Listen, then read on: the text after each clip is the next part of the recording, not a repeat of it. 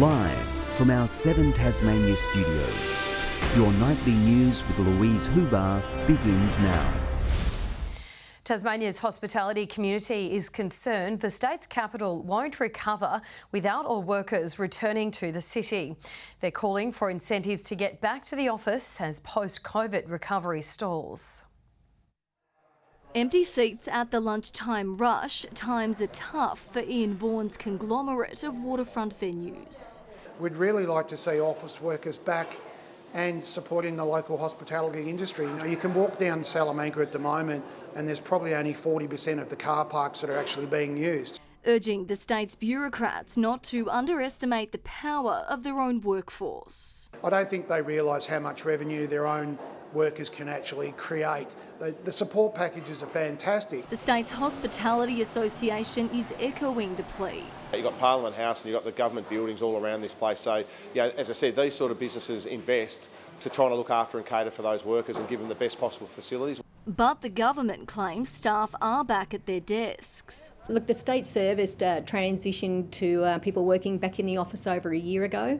And, but we do still allow flexible working arrangements where required to suit an individual's needs. Hydro Tasmania says workers are coming back to its CBD office and they encourage people to find the right balance of in-person collaboration.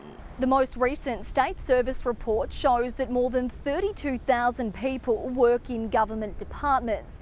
Greater Hobart has 47% of total employment in Tasmania, which means that nearly half the working population should be based here in the city most days of the week. It's not enough to get it vibrant on a Friday, Saturday night. We need to see it vibrant 7 days a week. Unions Tasmania believe the solution is more complex. What is really going to improve people's spending in our local economy is a wage rise. So we know that Tasmanians have some of the lowest wages in the country. Although ABS data from the March quarter saw spending on hotels, cafes and restaurants rise by 6.7%, businesses say they aren't seeing it. We're still suffering on the waterfront. Downturn in trade is at least 30%. And coming into winter, it's a hard time for everyone in the industry. Grace Evans, 7 Tasmania News. As debate over wages picks up, Kingborough Council workers have knocked back a 2.8% wage offer from management. With Hobart's annual inflation at 5.8%, the Public Services Union says it would have resulted in a real cut of $1,500 a year. Tasmanian unions have already signalled they're preparing for wage battles after the state government noted it expected 2.5% rises in last week's budget. Julie Collins says she's honoured to be given a role in Anthony Albanese's cabinet. The Franklin MP will serve as Minister for Housing, Homelessness and also Small Business. Particularly important to Tasmania is small business and housing, of course. So it's been a real privilege and I'm very humbled and honoured. Labor pledged to build 30,000 social and affordable houses at the recent federal election. A man in his late teens from the state's northwest has been diagnosed with meningococcal disease. He's the first case in Tasmania this year and is in a stable condition at Launceston General Hospital. Public Health Services is currently working with family to ensure close contacts are properly managed to minimise the risk of spread. GPs and pharmacies are joining the fight against influenza as they prepare for an influx of case numbers this winter. A month-long vaccination blitz kicks off from Monday, offering Tasmanians free flu jabs.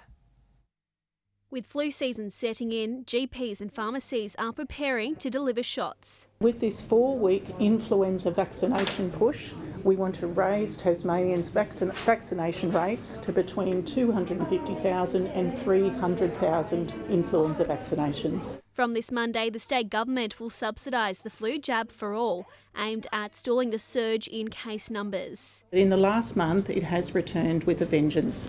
In the 7 days to Sunday, the 29th of May, 134 cases of influenza have been notified to the Department of Health. And to put this into perspective, This is more than 3 times as many as were reported in the previous week. Our health authorities say they're concerned with 85% of under 5s yet to be protected, while 30% of over 65s have not yet received a flu shot.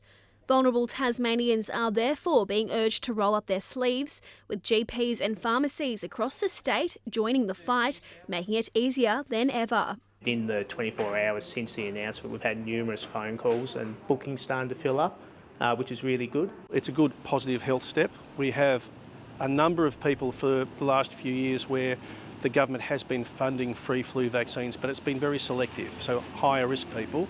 And this will be the first time ever where they've offered, everyone in the population flu vaccines. Over 198,000 flu vaccinations have already been delivered across the state, one of the highest in the nation. To combat climbing cases, state-run clinics will also operate this weekend, including a super clinic at My State Bank Arena. McKenna Bailey, 7 Tasmania News. A multi-million-dollar operations centre is set to improve the work of emergency services during major statewide events.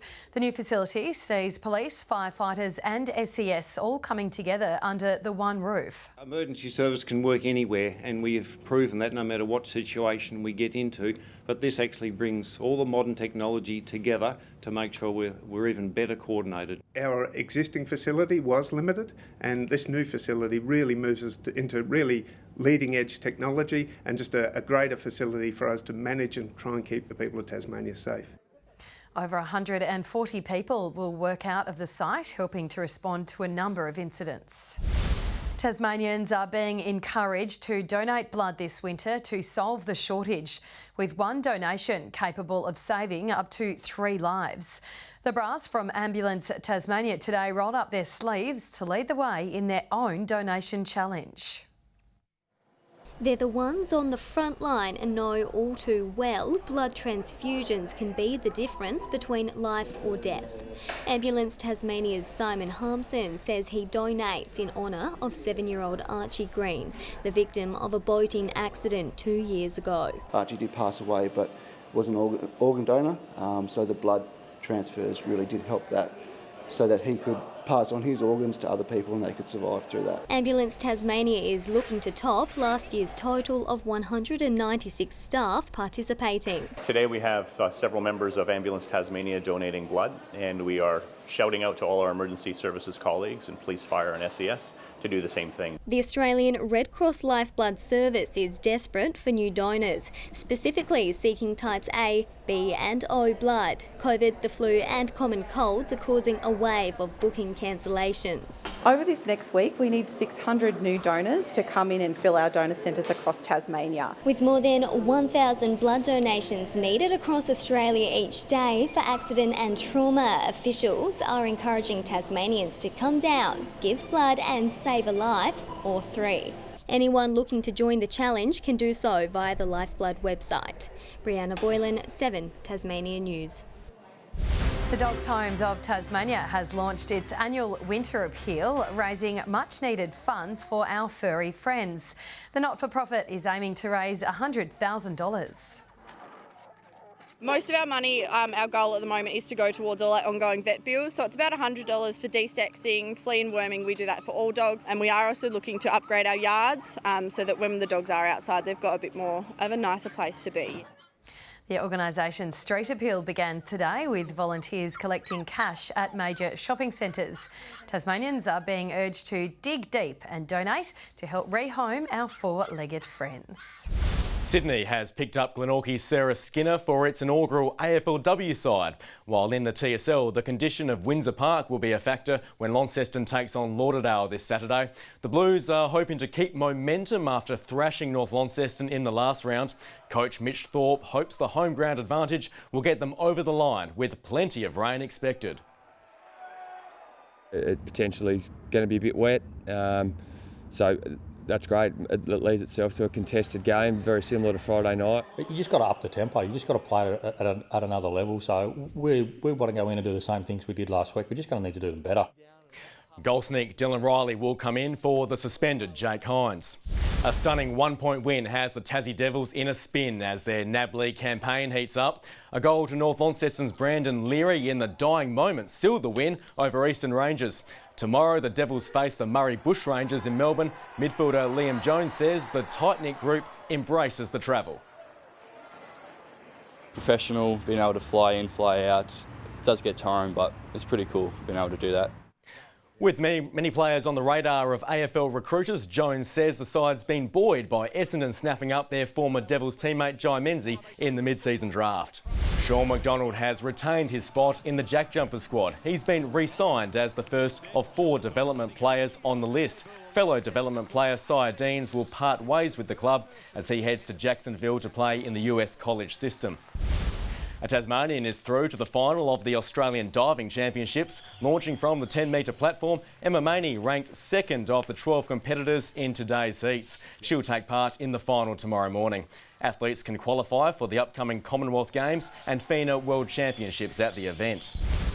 The Kookaburras are all over the Black Sticks in the Trans-Tasman Series. Eddie Ockendon's side smashed the Kiwis 4-0 in Auckland following a 7-1 blitz in Game 1. Their next encounter is tomorrow.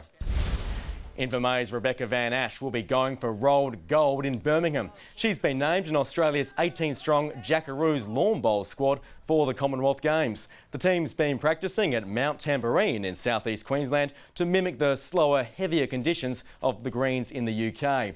Van Ash has won gold twice at the Commonwealth Games, but no Australian has ever claimed top gong in England. And with the Queen celebrating her Platinum Jubilee, tonight's Friday Flashback is to 1988, when Her Majesty visited Burnie. Her refined touch didn't extend to the football field though, when the Burnie Hawks were involved in one of the ugliest games in history that same year.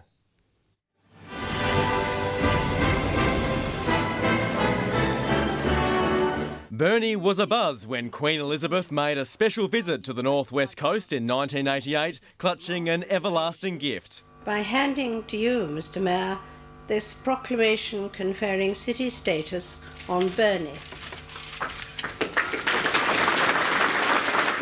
While the Queen gave a regal touch to the newly minted city, its football team was involved in a far less refined affair in the TFL's elimination final later that year. North Hobart ruckman Mark McQueen was flattened behind the play, escalating one of the most spiteful games ever witnessed in the state. The culprit, Burnie bad boy Dale Wish Wilson, who was reported by 3 umpires and banned for 4 games. These incredible pictures show him being chased off the field by furious North Hobart players. We put extra men in there following that incident because it looked as if things might get a little bit overheated. The fallout was only just beginning. North Hobart's coach Gary Davidson lashed the standard of umpiring, claiming his younger players were bashed out of the match by thugs, while police ended up laying charges against Wish Wilson. He was sentenced to 49 hours of community service. Well, I don't want to get into a slinging match about Sunday's game. It was certainly a very high-pressure game.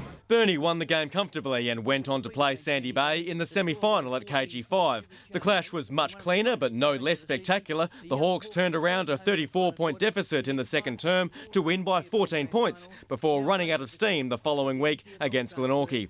No such slip-ups for Her Majesty. Her 1988 tour went off without a hitch, enjoying sheaf tossing in Launceston and spending Anzac Day in Hobart. Lest we forget. Before capping off the trip with a glittering rest point reception fit for a royal. Good evening. Hobart and Burnie 12 degrees today. Launceston and Devonport reached 13. Lowhead, Smithton, Strawn and King Island all tied for first place with 14. Flinders Island 13. St Helens, Friendly Beaches and Groville 12. Lyawini 5 degrees. A few showers over the west and northwest. Wynyard and Sheffield 3 millimetres to 3 p.m. under that blanket of cloud we see there. A large band of cloud extends from the Territory over eastern Australia and down towards us. Some areas also over coastal South and Western Australia. Tomorrow a cold front crosses the state ahead of a deepening low and another cold front. The winds west-northwesterly at 15 to 25 knots, reaching 30 knots over the north and upper east, swells to 3 metres. Strong wind warning from Low Rocky Point up and around to Wineglass Bay. For tomorrow, 13 and a shower or 2 in Hobart, showers for Maydena, 10 the top, 11 the high for Oatlands. Launceston showery and 14, Devonport showers and 13 degrees, a top of 6 for Lyowini, while in the central north too. Campbelltown show tomorrow, a top of 12, partly cloudy and a bit windy for Campbelltown tomorrow. To Burnie now, showers and 12 for Strawn, Marrawar showers and 13 degrees. St Helens a high of 15 with showers, a shower or two for Swansea, and 14 the top for Orford. On Sunday, showers extending statewide in the morning before contracting to the north and west. Similar weather on Monday and windy too as snow drops to the 700 metre mark. And on Tuesday, fine over the central north and northeast with a few showers the rest. Partly cloudy in Perth, showers in Adelaide, Melbourne and Canberra, mostly sunny in Sydney, early showers clearing from Brisbane. And cloudy conditions all over Tasmania at the moment. Campbelltown Show, 184th edition of the show, one of the great traditional shows. Wood chopping, great fashion parade, you've got the sheep, the cattle, and of course, Louise, I need to ask you, who do you think the jury will favour in the sheepdog trials? That's a very good question. If my dog was in it, it would be Missy for sure. Thanks for that, Merv. That's all your news for now. I'll be back later with updates. Have a lovely evening. Good night.